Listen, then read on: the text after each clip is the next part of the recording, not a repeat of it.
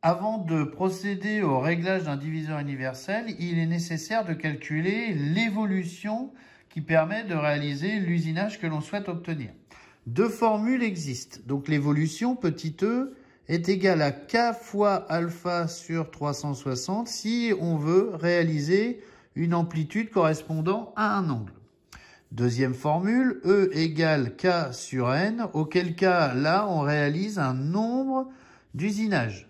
Donc, ce nombre d'usinages peut être un nombre de dents sur une denture, c'est-à-dire sur une roue dentée. Ça va être notre cas.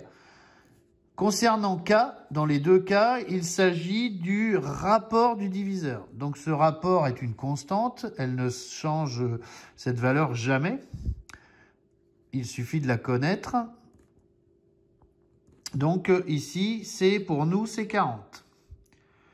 Ensuite, donc dans notre cas, nous voulons faire un engrenage donc, dont le nombre de dents est égal à 30. 30 dents. Pour cela, nous allons donc utiliser la formule E égale K sur N. E égale K sur N. Nous allons remplacer ces valeurs par 40 qui correspond à la valeur du rapport, et n qui correspond au nombre de dents. Arrivé à ce stade-là, nous allons effectuer le calcul sur une calculatrice. Nous trouvons 1,33, ce qui sous-entend que l'on va avoir un tour à faire lors de l'évolution sur le diviseur, plus une portion de tour. Si on avait un chiffre rond, c'est-à-dire un chiffre entier, dans ce cas-là, si nous avions 1 ou 2 ou 3, etc., cela voudrait dire que l'on fait le nombre de tours sur n'importe quelle rangée de n'importe quel disque. Donc là, pas de choses particulières à régler.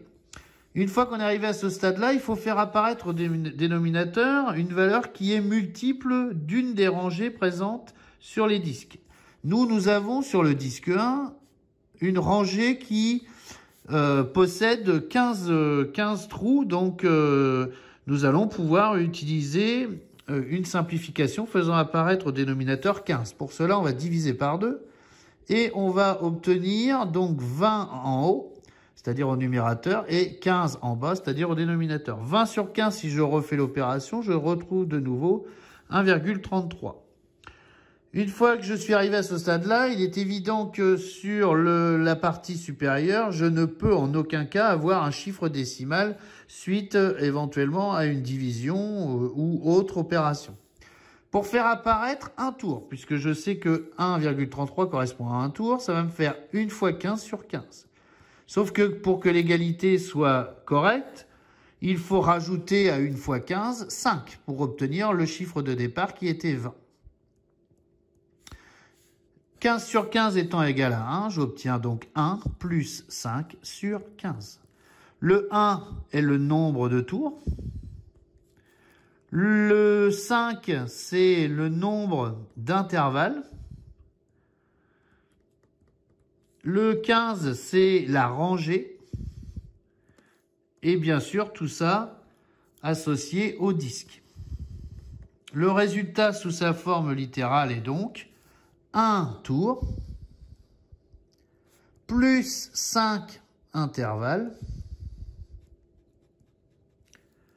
sur la rangée de 15 du disque, et c'est le disque 1. Donc voilà la réponse. Maintenant, dans la deuxième partie de la vidéo, je vais vous montrer comment réaliser ce réglage. Donc nous venons de faire le calcul de l'évolution du diviseur. Nous allons voir maintenant comment le régler. Donc pour cela, il nous faut un tournevis plat. Il nous faut une clé plate de 17, une clé plate de 22, et il nous faut un jeu de clés 6 pans qui va nous permettre d'effectuer les derniers réglages, et notamment cette clé qui est la clé de 8 mm. Première étape, on va desserrer tous les éléments pour changer éventuellement le disque s'il n'est pas correct. Donc on peut dévisser la partie centrale. Avec la clé de 17, on peut enlever l'index qui permet de se positionner dans la bonne rangée de trous. Et on va dévisser.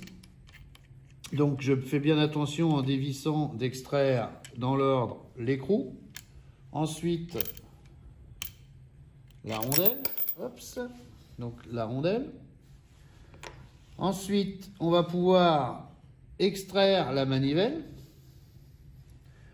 Ensuite, on va pouvoir extraire la petite bague épaulée avec la rainure qui permet de se positionner parfaitement sur l'axe qui est positionné derrière, ici. Voilà. Ensuite, on va dévisser l'alidade. Donc l'alidade, c'est ce qui permet de régler le nombre d'intervalles. Donc c'est réglable. Hein, on va pouvoir l'enlever. Alors pour ça, il va falloir faire une petite légère bascule avec un petit tournevis, sans forcer pour ne pas abîmer le matériel. Voilà. Alors il faudra faire attention quand on remontera parce qu'il y a un petit système ici qui permet d'ajuster les éléments de façon à ce qu'ils soient bien positionnés. Ensuite, on va dévisser avec un tournevis les 3 vis qui permettent de maintenir le disque. Voilà. Alors si le disque qui est déjà en place est le bon, inutile de s'amuser à démonter le disque pour remonter le même. Bon là actuellement je vais remonter le même, mais c'est parce qu'on est dans le cadre d'une vidéo de démonstration. Donc on enlève les 3 vis qui sont fixées avec des vis à tête fraisée. Donc pour information, je me permets de rappeler qu'une vis à tête fraisée c'est une vis qui a une tête chanfreinée. Et ensuite, je vais enlever le disque. Alors là, c'est la partie un petit peu plus embêtante car il faut... Alors pour ça, il faut que tout soit bien desserré, voilà, que le disque puisse tourner. Et on va donc enlever le disque en faisant une petite bascule progressive. Alors, c'est pas forcément évident. On va essayer avec la petite clé de se mettre dans un trou comme ça. Voilà, là, je fais levier, voilà. En faisant un petit levier, j'ai réussi à l'enlever. Donc là, on s'aperçoit qu'on a le disque 1. Donc c'est notifié sur le disque. On a le disque 2. Donc pareil, hein, c'est notifié avec un numéro 2. Et la même chose pour le disque numéro 3. Donc là, j'ai mes 3 disques. Mes 3 disques qui sont des disques avec des rangées de trous différentes. Donc là, je vais repositionner le même disque. C'est le hasard qui fait les choses, mais c'est le disque 1. Alors attention quand on va positionner le disque, de faire en sorte que les trous qui sont taraudés dans le diviseur soient bien en face. Donc là, je me mets en face. Une fois que je me suis mis en face, eh bien, je fais l'inverse de ce que j'ai fait tout à l'heure, c'est-à-dire que je vais remonter mon disque. Je vais serrer modérément, hein, ça ne sert à rien de serrer trop fort. Voilà. Une fois que je vais positionner mes 3 vis, donc je mets ça. Hop.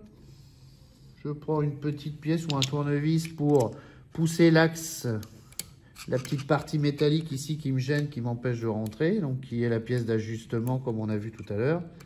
Voilà. Une fois que mon alidade est bien positionnée, je réglerai ensuite le nombre d'intervalles. Donc le nombre d'intervalles, si je me positionne sur une rangée de trous, hein, par exemple, là, je suis sur la rangée de 18. Alors moi, je veux faire un réglage sur la rangée de 15. Donc là, actuellement, on veut faire un réglage sur la rangée de 15. Hein, c'est le calcul qu'on a fait précédemment. Donc qu'est-ce que je fais? Eh bien, je constate que ma rangée de 15, elle est ici. On voit le numéro 15 de chaque côté. Hein. Eh bien, je vais mettre sur ma rangée de 15 en contact l'alidade. Donc l'alidade, c'est l'élément entier. Donc on a le point de départ. Et je veux pour mon réglage 20 intervalles. Non, pas 20 intervalles, pardon. 5 intervalles. Je veux 5 intervalles sur la rangée de 15. C'est mon calcul précédent. Donc pour faire 5 intervalles sur la rangée de 15, ici j'en ai 1, 2, 3, 4. Donc 5. En maintenant la première partie, je me mets ici. Donc là, je suis bien sur la rangée de 15. Et j'ai bien un intervalle, 2 intervalles, 3 intervalles, 4 intervalles, 5 intervalles. Donc, je vais pouvoir visser ma petite vis pour préserver mon réglage. C'est la petite vis qui me permet de maintenir en position mon alidade. Voilà. Donc là, maintenant, je ne peux plus dérégler. Quand je passerai d'une amplitude à une autre, j'aurai juste à me mettre en butée sur l'index et repartir avec le nombre de tours et la bonne portion de tours. Donc maintenant, il me reste à placer cet élément. Donc là, cette fois-ci, je mets l'axe au bon endroit.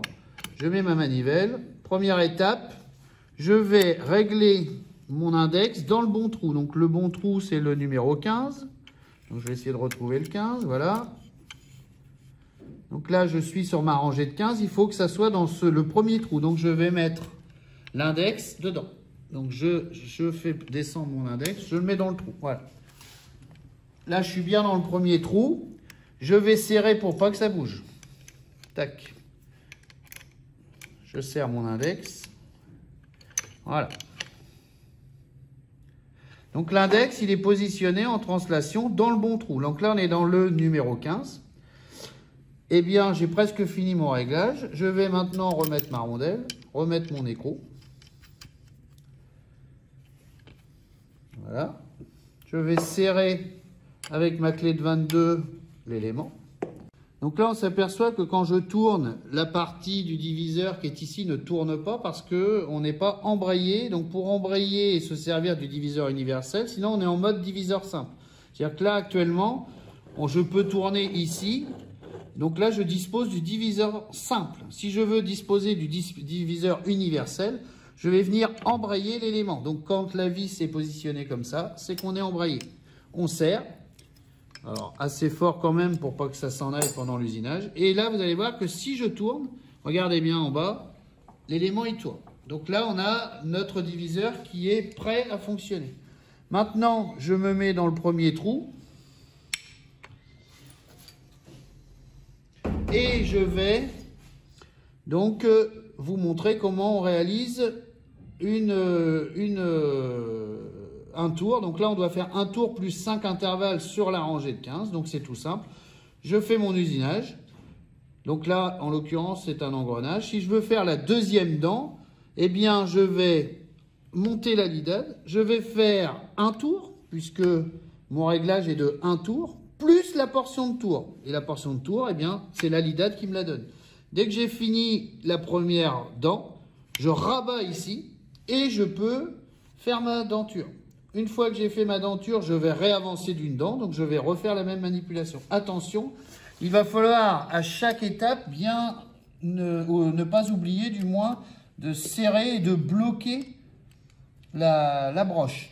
Pourquoi? Parce que sinon ça risque de se dérégler. Donc dès que la denture est faite, je desserre et je passe à la dent suivante. Je remonte, je fais un tour complet plus la portion de tour. Hop, je réavance la lidade. Je resserre la broche, je fais mon usinage. J'ai fini ma dent, je redesserre, je remonte l'élément. Je fais un tour, plus 5 intervalles sur la rangée de 15. Je réavance la lidade. Donc c'est surtout cette manipulation qu'il ne faut pas oublier, de réavancer la lidade. Sinon, vous allez oublier sur la prochaine denture la portion de tour. Et tout va être perdu, vous allez être perdu dans vos réglages et vous n'allez pas vous en sortir. Voilà. Éventuellement, si la pièce est très longue, au moment de l'usinage, il faudra veiller à positionner une contrepointe. C'est-à-dire que si on met dans la pince du diviseur qui est située ici, enfin qui sera située ici, une pièce cylindrique très longue, on viendra faire un centrage sur la pièce et on viendra mettre la contrepointe pour éviter que la pièce se déforme au moment de l'usinage. Bon, maintenant que tu as toutes les explications, j'espère que tu as compris parce que c'est à toi de jouer. Bon TP!